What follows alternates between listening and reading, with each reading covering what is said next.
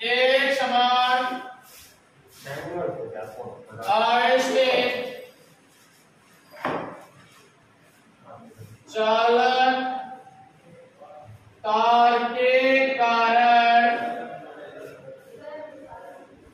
किसी बिंदु पर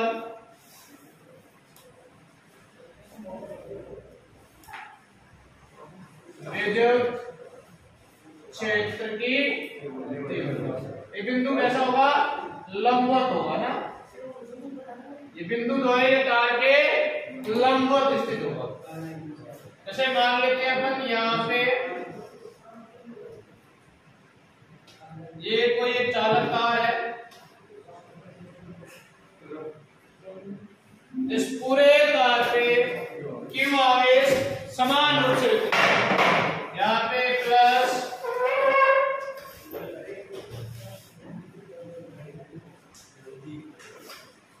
की लंबाई है कुछ L, कितनी लंबाई है तार की?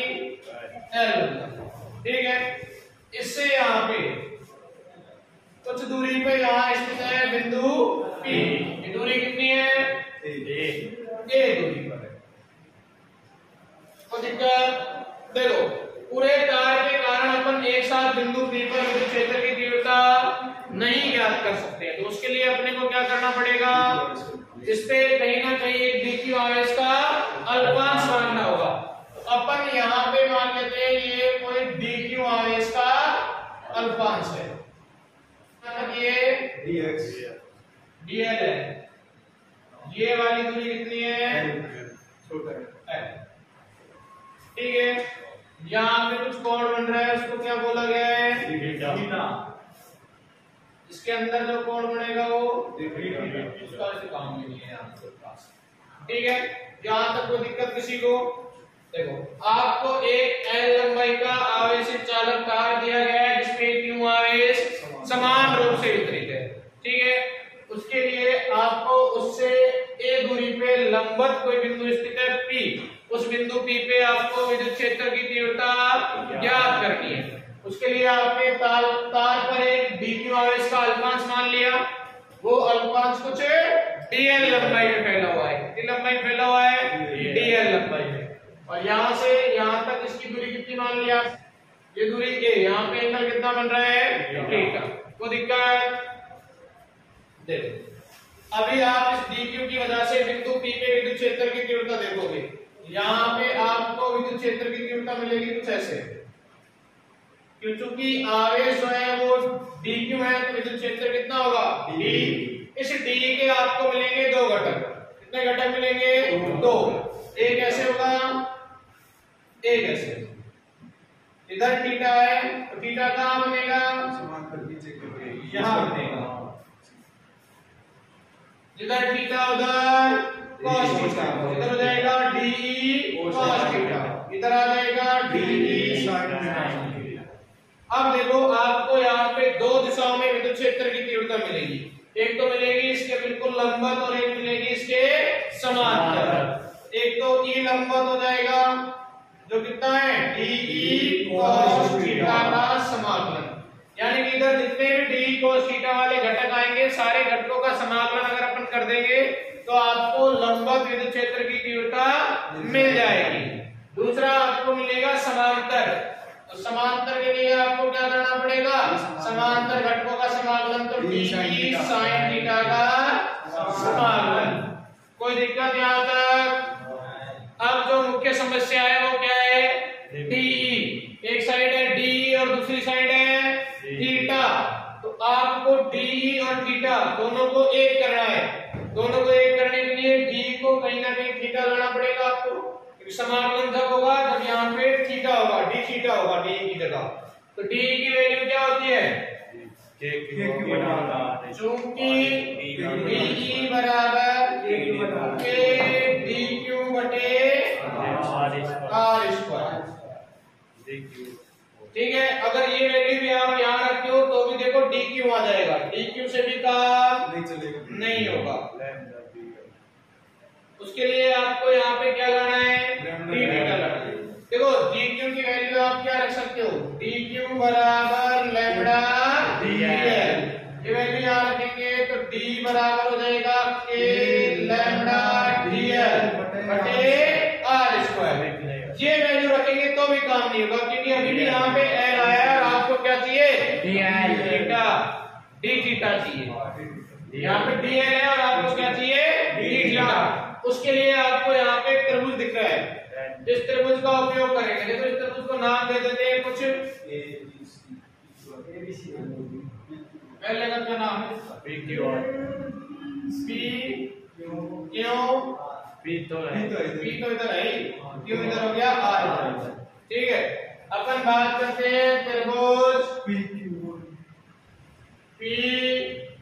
आप लाल बटे कक्का लगाते हो तो यहाँ से tan थीटा का मान आप निकाल सकते हो। tan थीटा बराबर क्या होता है लंब बटे आधार बटेगा l बटे a को इधर ले जाएंगे, l बराबर हो जाएगा a tan थीटा। इसका करना है आपको अवकलन। इसको आप ऐसे लिखते हो दोनों तरफ d बटे d थीटा से गुणा करने पर, इससे गुणा कर देंगे d बटा d थीटा से। इसका अवकलन किया क्योंकि यहाँ पे क्या है l की जगह अपने को लाना है dl। वैल्यू किसकी चाहिए dl की। और मैं जब अवकलन समाकलन पढ़ाए थे 11वीं कक्षा में तो एक बात कही थी कि अवकलन का बेसिक मतलब होता है तोड़ना और समाकलन का बेसिक मतलब है जोड़ना। l तो पूरा पूरा मिल गया, इसको आपको तोड़ना है। तोड़ने के लिए आपको क्या करना पड़ेगा अवकलन। छोटा छोटा होता जोड़ने के लिए क्या करना पड़ता। तो यहाँ से हो गया d बटे d थीटा, इधर l इधर हो जाएगा d बटे d theta a tan theta. देखो इधर तो कुछ होगा नहीं क्योंकि ऊपर l है और नीचे थीटा, तो ये तो ऐसे कैसे रहेगा dl बटे d थीटा। इधर देखो a बाहर आ जाएगा, अवकलन हो जाएगा tan थीटा का। tan थीटा का अवकलन क्या होता है sec स्क्वायर थीटा। कुल मिला के dl बराबर हो जाएगा a sec square theta d theta. कोई दिक्कत यहाँ तक। देखो ये dl की वैल्यू अगर अपन d में रखें तो शायद कुछ काम हो जाए क्योंकि यहाँ पे d थीटा दिख रहा है और अपने को थीटा ही चाहिए था। तो ये dl की वैल्यू कहाँ रखेंगे d में।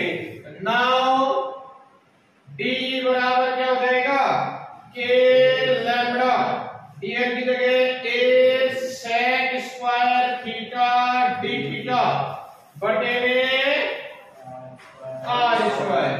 ये जो है थीटा बराबर क्या होता है आधार बटे आधार क्या है a। यहाँ से अपन लिख देंगे cos थीटा बराबर a बटे r बराबर a बटे cos थीटा। तो यहाँ पे r की वैल्यू रखेंगे, इसका स्क्वायर है तो देखो ये क्या हो जाएगा de बराबर a lambda a sec square theta d theta बटे r a बटे cos थीटा का स्क्वायर। ठीक है, इसका होल स्क्वायर खोलेंगे तो हो जाएगा d बराबर k lambda a sec square theta. देखो यहाँ से नीचे होल स्क्वायर खोलेंगे a स्क्वायर हो जाएगा, ये cos स्क्वायर ऊपर चला जाएगा cos स्क्वायर थीटा और साथ में आ जाएगा d थीटा। cos और sec एक दूसरे के रेसिप्रोकल होते हैं तो कट जाएंगे। बचेगा क्या कुल मिला के d बराबर k lambda a d theta बटे a स्क्वायर, स्क्वायर से a कट जाएगा। फाइनली आपको मिलेगा k लैम्डा बटे a और साथ में d थीटा। बस अब आपको क्या करना है वैल्यू यहाँ पे रखनी है d की और वैल्यू रखने के साथ साथ आपको e लंबवत और e समांतर कैलकुलेट करना है। तो देखो e लंबवत बराबर क्या हो जाएगा समाकलन k लैम्डा बटे a cos theta d theta. Limit वगैरह लिमिट मत थीटा 1 से थीटा 2 यहाँ से यहाँ तक कुछ और यहाँ से यहाँ इधर माना हुआ है अपन ने थीटा 2, इधर माना हुआ है थीटा माइनस प्लस भी है क्या। लिमिट देखो क्या हो जाएगी आपकी थीटा 1 से थीटा 2 k लैम्डा बटे ए cos थीटा d थीटा। ये तो बाहर आ जाएगा k लैम्डा ए तो, और देखो k लैम्डा बटे ए cos का समाकलन क्या होता है sin थीटा sec का शब्द हो गया बाहर sin थीटा sin थीटा। ये हो जाएगा थीटा 1 से थीटा 2, ये हो जाएगा k लैम्डा बटे a sin theta 2 minus sin theta 1। इसी प्रकार आप समांतर भी निकाल सकते हो, उसके लिए आपको यहाँ पे वैल्यू रखनी पड़ेगी। साइन का समाकलन हो जाएगा माइनस cos, कई जगह है नहीं, किधर कर देते हैं कॉस्टे में। देखो ई समांतर बराबर क्या हो जाएगा, समाकलन k लैम्डा बटे a sin theta d theta. E समांतर बराबर क्या हो जाएगा k लैम्डा बटे a बार लिमिटेड थीटा 1 से थीटा 2। ये हो जाएगा आपका minus of cos theta theta 1 से थीटा 2। ई समांतर बराबर k लैम्डा बटे a, ये हो जाएगा minus cos theta 2 minus minus plus cos theta 1, यानी कि ई समांतर बराबर हो जाएगा k लैम्डा बटे a cos theta 1 minus cos theta 2। कोई दिक्कत है तो बताओ, नहीं है तो देख लो, आपको लिया ही आपने करनी। एक सवाल आय से वृत्ताकार वलय के कारण उसके केंद्र पर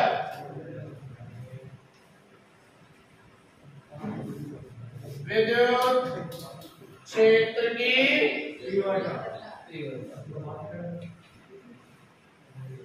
देखो आप मान लेते हैं अगर की कोई आय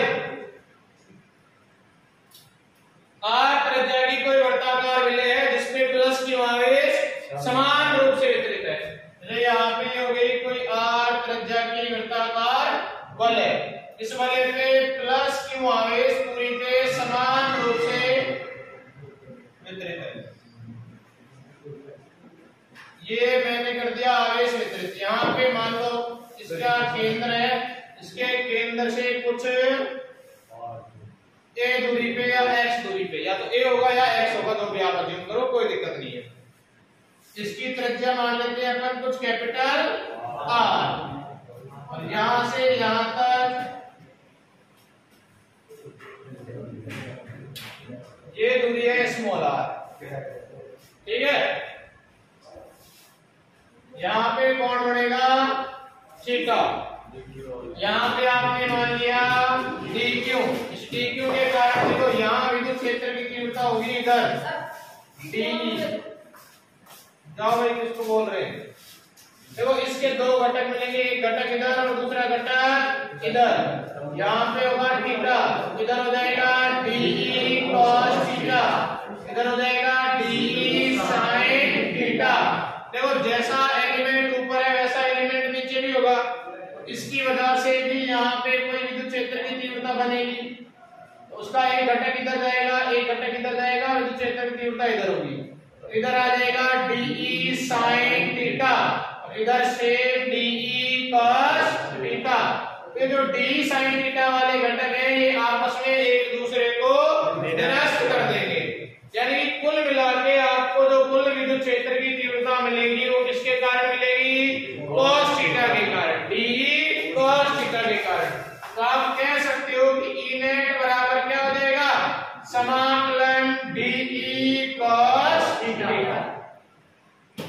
We know that, हम जानते हैं कि D बराबर क्या होता है, ये dq अपॉन r स्क्वायर, ठीक है। तो यहां से देखो ये वैल्यू यहां पे रखेंगे, E नेट बराबर इंटीग्रेशन k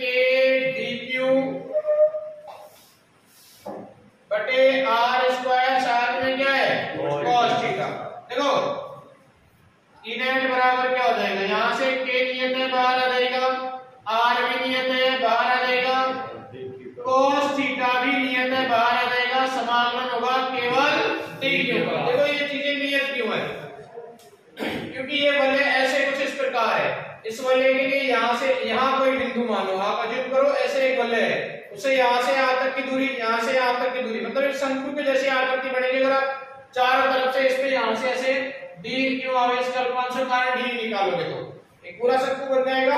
तो उसका थीटा बार बार परिवर्तित नहीं होगा, वो नियत रहेगा। थीटा नियत है तो cos थीटा नियत रहेगा, और ये दूरी भी परिवर्तित नहीं होगी, आर की। ये सारी चीजें नियत रहेंगी, ये आ जाएगी बार। समाकलन किसका होगा? केवल dq का। dq का समाकलन क्या हो जाएगा? q। तो यहाँ पे इनेट क्या आ जाएगा आपका? q बटे r स्क्वायर cos थीटा। अब देखो इसमें यहाँ पे आपको एक ट्रायंगल दिख रहा है, ऐसा कुछ एक ट्रायंगल है जिसकी ये वाली साइड a है, ये r है और ये स्मॉल r है, यहाँ पे कौन बन रहा है? थीटा। इससे क्या आप cos थीटा की वैल्यू कैलकुलेट कर सकते हो? Yes sir. तो cos theta is equal to क्या हो जाएगा? r upon a।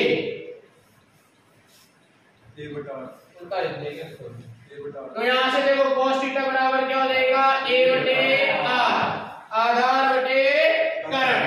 Aadhaar a है, कर्ण आपका r है, तो यहाँ से cos थीटा की वैल्यू a बटे r यहाँ पे रखेंगे। तो देखो क्या हो जाएगा? E नेट बराबर k q a बटे यहाँ पे r स्क्वायर और साथ में आ गया r, गुणा होगा तो q हो जाएगा। कुल मिला के E नेट बराबर k q a बटे r q, क्या हो जाएगा? k q a बटे r q। देखो ये r जो है ये आपने अपनी तरफ से अज्यूम किया है, इसकी वैल्यू आपको गिवन नहीं होगी, r की वैल्यू आपको गिवन नहीं होगी। तो r की वैल्यू आप लिखो a और कैपिटल R के फॉर्म में। तो इस ट्रायंगल में अगर मैं पीजीटी लगाता हूं, पाइथागोरस थ्योरम, तो r इसका कर्ण है, तो कर्ण बराबर क्या होता है? अंडर रूट ऑफ r का स्क्वायर प्लस लंब का स्क्वायर। ये वैल्यू यहां रखेंगे। फाइनली इनेट आपका आ जाएगा k q a बटे अंडर रूट ऑफ, या फिर इसको डायरेक्ट लिख देता हूं मैं, a square plus r square की होल पावर 3/2। 3 पावर पहले से है, अंडर रूट का मतलब 1/2, गुणा होगा तो क्या हो जाएगा? 3/2। यहाँ पे कोई समस्या है किसी को? नहीं है? देख लो, विद्युत द्विध्रुव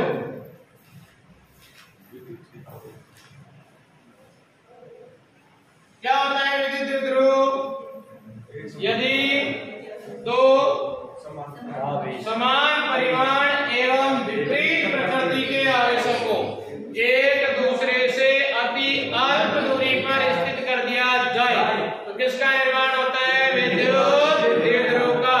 जैसे मान लो यहाँ पे कोई प्लस क्यू आवेश है और यहाँ पे कोई माइनस क्यू आवेश है, ये दोनों मिलकर क्या बनाएंगे? विद्युत द्विध्रुव।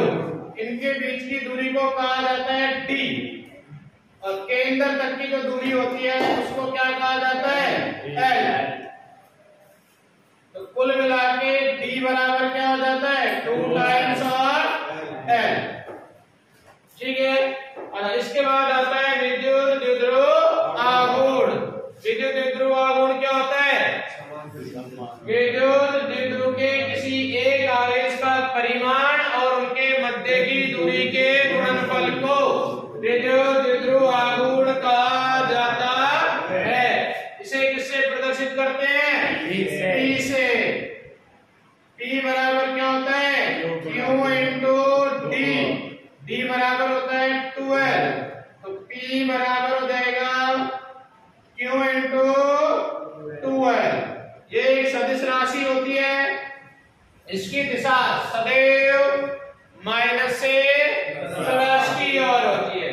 किधर होती है? माइनस से प्लस। से यहाँ पूछा जाए कि P की दिशा किधर होगी, तो P किधर होगा? P vector. ठीक है, इसको वेक्टर फॉर्म में लिखोगे तो P बराबर क्या हो जाएगा? Q into 2L into n cap, जहाँ n कैप क्या होगा? P की दिशा में एकांक सदिश। ठीक है, इतना कोई दिक्कत? देखो इसकी कुछ डेरिवेशंस कर लेते हैं। मान लो कोई विद्युत द्विध्रुव आपको दिया हुआ है, आपसे कहा जाए कि इसके अक्षीय बिंदु पर विद्युत क्षेत्र की तीव्रता ज्ञात कीजिए। तो पहले अपन वही कर लेते हैं।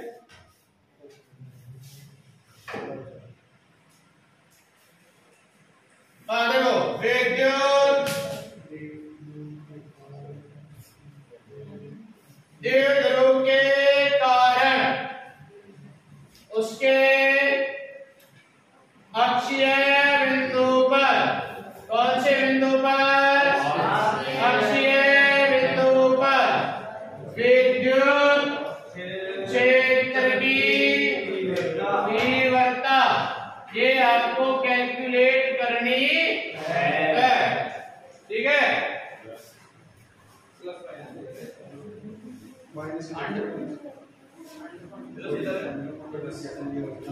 देखो अपन सबसे पहले विद्युत द्विध्रुव बनाते हैं। यहाँ प्लस क्यू, इससे इधर माइनस क्यू।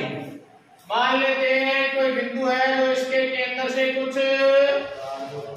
x दूरी पर स्थित है। कितनी दूरी पर स्थित है? x दूरी पर। यहाँ से यहाँ तक ये दूरी होती है l और यहाँ से यहाँ तक ये दूरी होती है l।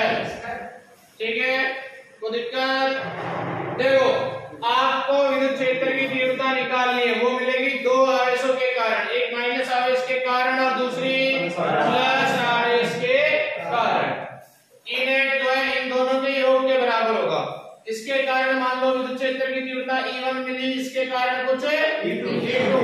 E बराबर क्या हो जाएगा?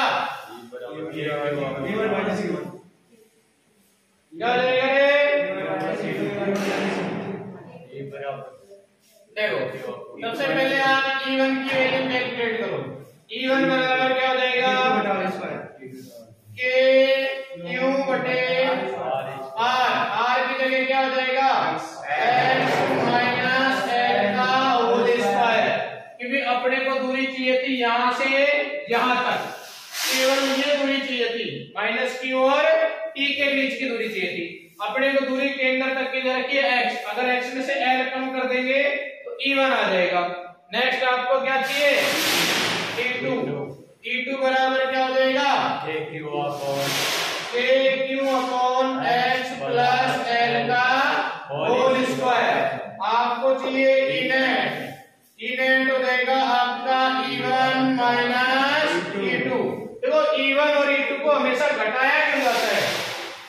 ये क्या कारण है कि E1 माइनस E2 करते हैं, जोड़ते क्यों नहीं है? क्योंकि यहाँ पे जो आवेश है ना विपरीत प्रकृति के हैं। तो विपरीत प्रकृति के आवेश है तो दोनों के कारण विद्युत क्षेत्र की दिशा भी अलग अलग होगी। भाई विद्युत क्षेत्र दिशा प्लस से बाहर होती है, माइनस में अंदर होती है। तो यहाँ से तो विद्युत क्षेत्र की दिशा ऐसे होगी और इसमें विद्युत क्षेत्र की दिशा अगर देखें तो ऐसे होगी। यहाँ पे जो दो विद्युत क्षेत्र उत्पन्न होंगे, एक इसके कारण दूसरा उसके कारण, तो इसकी दिशा कुछ ऐसे हो जाएगी, एक की दिशा ऐसे हो जाएगी। 180 पे होंगे, 180 पे होंगे तो दोनों को घटाया जाएगा। निरस्त करते हैं जब बराबर होते हैं, बराबर नहीं होंगे क्योंकि दूरी कम ज्यादा होगी। एक x माइनस L दूरी पे, एक x प्लस L दूरी पे। अगर दोनों बराबर होते तो निरस्त करते। हाँ E2 माइनस E1 ले लो, कोई फर्क नहीं पड़ेगा, केवल परिमाण में हो सकता है प्लस माइनस आ जाए। अगर आप उल्टा करोगे परिमाण में रहेगा।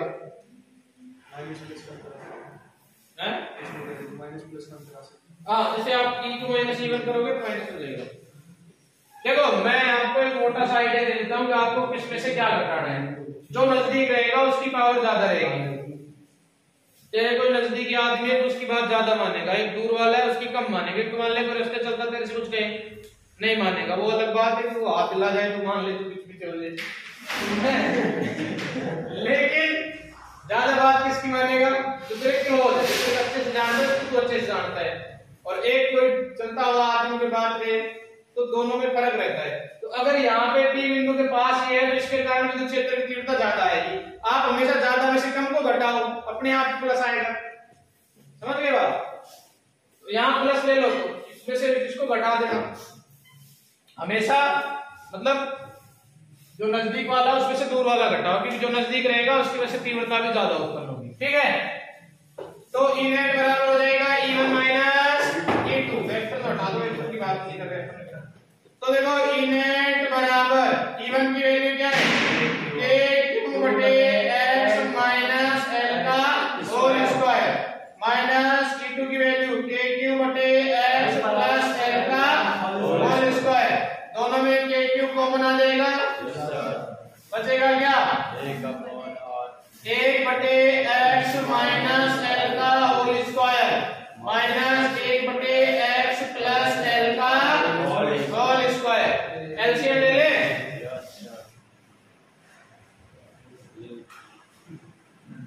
देखो KQ एलसीएम क्या आ जाएगा X माइनस L का whole square X plus L का होल स्क्वायर।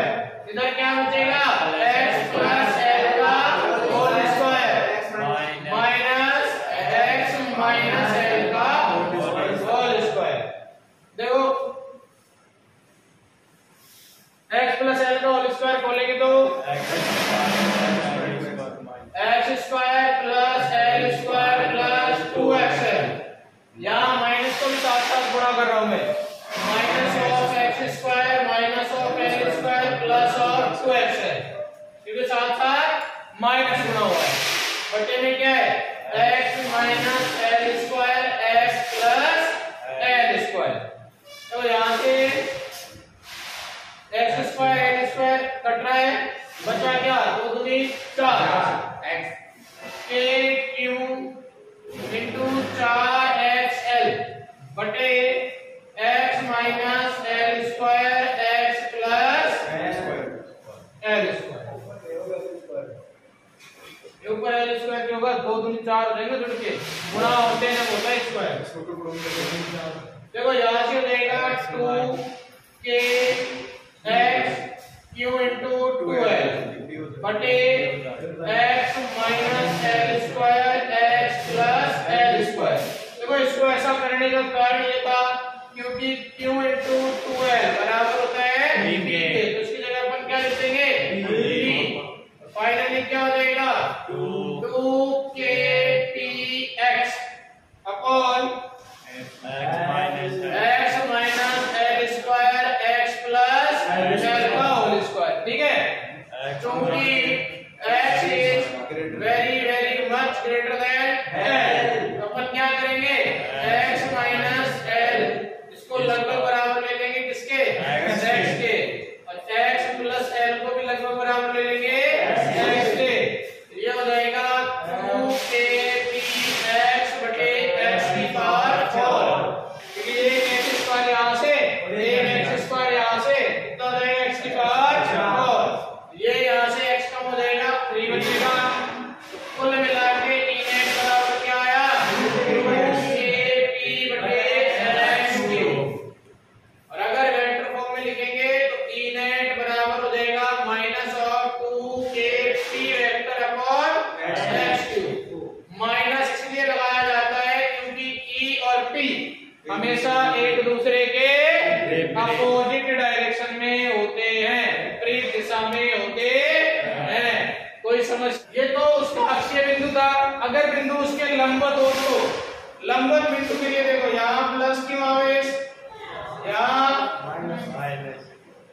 माइनस क्यों आवेश, ये यहाँ से यहाँ तक L, ये यहाँ से यहाँ तक L, यहाँ से मान लो कुछ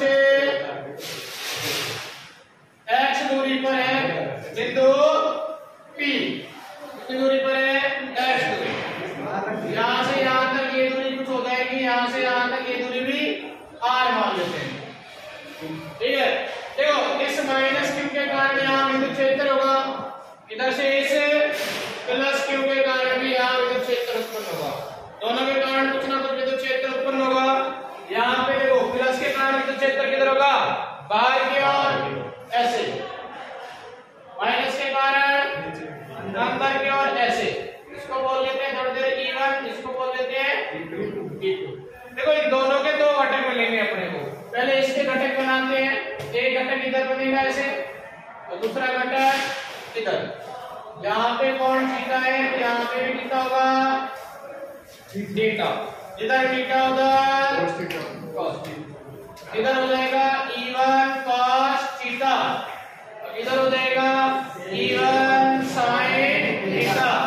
देखो E2 के घटक बनाए, एक घटक इधर आएगा, एक घटक इधर आएगा, यहाँ पे एंगल होगा थीटा, इधर हो जाएगा E2 cos थीटा, इधर हो जाएगा E2 sin थीटा। तो दिक्कत देखो, आपको एक चीज और पता है कि E1 और E2 दोनों का मैग्नीट्यूड बराबर है और दोनों बराबर है K/r² में। तो यहाँ से जो E cos थीटा वाले घटक हैं वो एक दूसरे को निरस्त कर देंगे। कुल मिला के जो E नेट बचेगा वो किसकी वजह से बचेगा? 2 times of E sin theta.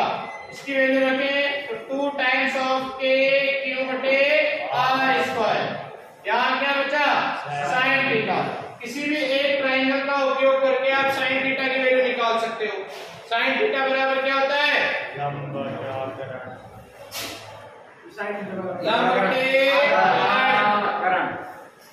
बटे देखो, लंब है x, करण है नहीं, लंब है l और करण है r। ये किसके बराबर हो जाएगा? sin theta. वैल्यू रखेंगे 2k q r square into l बटे r। देखो ये हो जाएगा k q इनटू 2l बटे r cube. q into 2l p के बराबर होता है। E नेट बराबर क्या हो जाएगा? 2k p upon r cube. r की वैल्यू भी आप रख सकते हो यहाँ से पाइथागोरस करने से। r बराबर under root of l square plus x square. E net बराबर क्या हो जाएगा? kp upon l square plus x square की होल पावर 3 अपॉन 2।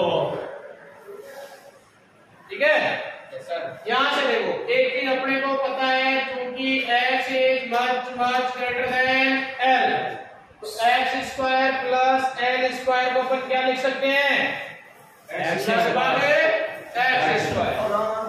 ये वैल्यू अगर यहाँ रखें, या